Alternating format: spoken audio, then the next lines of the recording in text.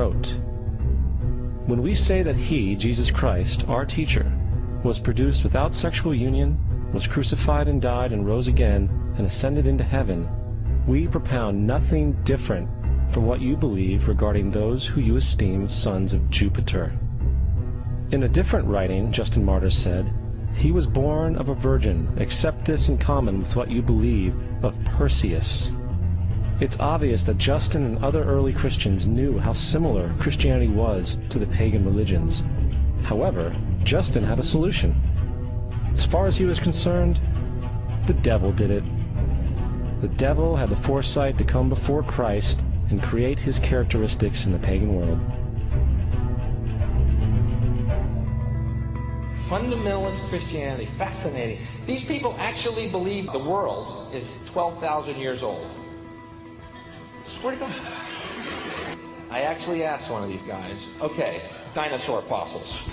He says, dinosaur fossils? God put those here to test our faith.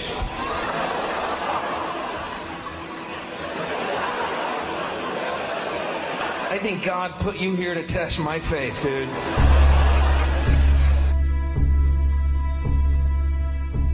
The Bible is nothing more than an astrotheological literary hybrid, just like nearly all religious myths before it. In fact, the aspect of transference of one character's attributes to a new character can be found within the book itself. In the Old Testament, there is the story of Joseph. Joseph was a prototype for Jesus. Joseph was born of a miracle birth. Jesus was born of a miracle birth. Joseph was of 12 brothers. Jesus had 12 disciples. Joseph was sold for 20 pieces of silver. Jesus was sold for 30 pieces of silver. Brother Judah suggests the sale of Joseph. Disciple Judas suggests the sale of Jesus. Joseph began his work at the age of 30. Jesus began his work at the age of 30. The parallels go on and on.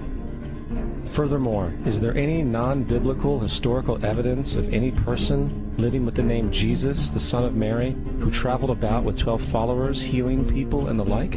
There are numerous historians who lived in and around the Mediterranean, either during or soon after the assumed life of Jesus.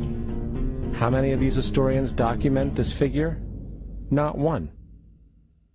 However, to be fair, that doesn't mean defenders of the historical Jesus haven't claimed the contrary. 4 historians are typically referenced to justify Jesus' existence. Pliny the Younger, Suetonius, and Tacitus are the first 3.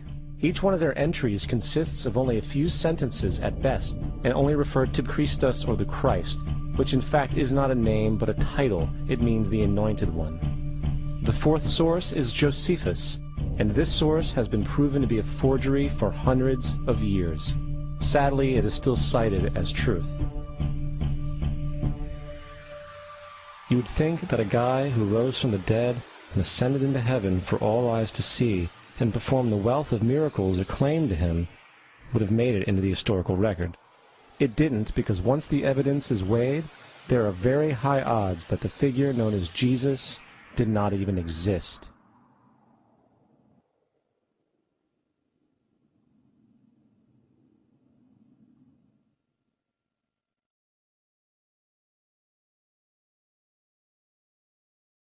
We don't want to be unkind, but we want to be factual.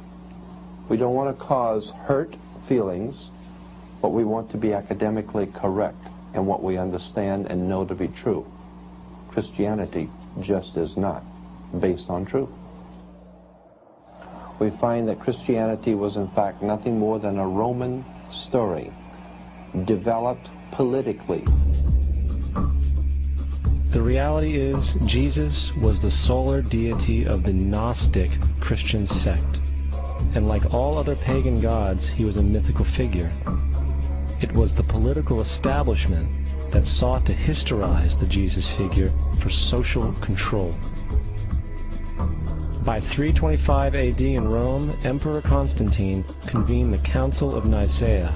It was during this meeting that the politically motivated Christian doctrines were established, and thus began a long history of Christian bloodshed and spiritual fraud. And for the next 1600 years, the Vatican maintained a political stranglehold on all of Europe, leading to such joyous periods as the Dark Ages, along with enlightening events such as the Crusades and the Inquisition.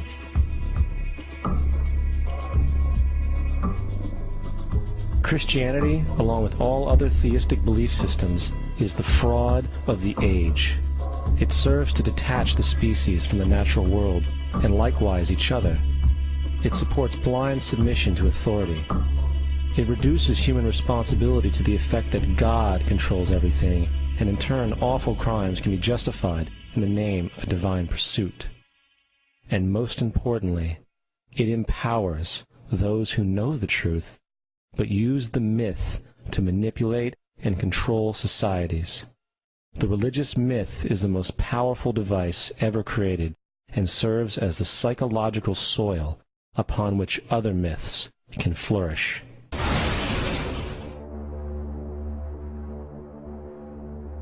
A myth is an idea that, while widely believed, is false. In a deeper sense, in the religious sense, a myth serves as an orienting and mobilizing story for a people. The focus is not on the story's relation to reality, but on its function. A story cannot function unless it is believed to be true in the community or the nation. It is not a matter of debate. If some people have the bad taste to raise the question of the truth of the sacred story, the keepers of the faith do not enter into debate with them. They ignore them or denounce them as blasphemers. It is wrong, blasphemous, and sinful for you to suggest, imply, or help other people come to the conclusion that the U.S. government killed 3,000 of its own citizens.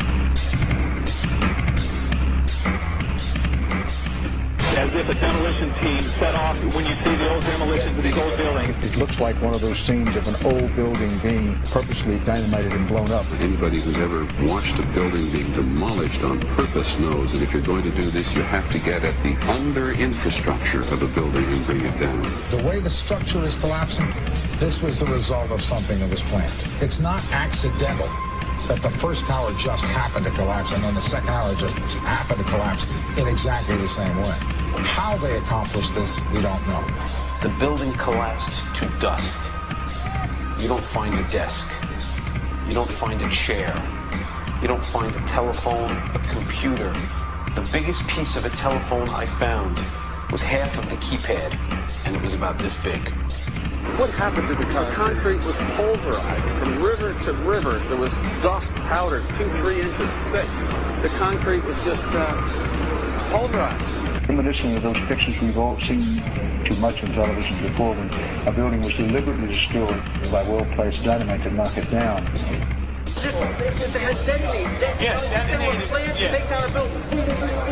I heard a second explosion. There was a heavy-duty explosion. Then there was secondary explosions and then subsequent collapses. An explosion blew and it knocked everybody over. To me, it sounded like an explosion. It sounded like gunfire. Bang, bang, bang, bang, bang. And then all of a sudden, 3 big explosions. We heard a big explosion coming down. And then the entire top of the building just blew up. We saw some kind of explosion. By the force of the explosions. Big explosion. Blew us back into the 8th floor. Then we get to the lobby. This is a big explosion. The lobby looked as though a bomb had exploded there. A huge explosion now raining debris. It's been a huge explosion. Huge explosion that we all heard and felt. We just witnessed some kind of follow-up explosion. We heard a very loud blast explosion. A secondary explosion at Tower 1 camp. That is another bomb going off. He thinks that there were actually devices that were planted in the building.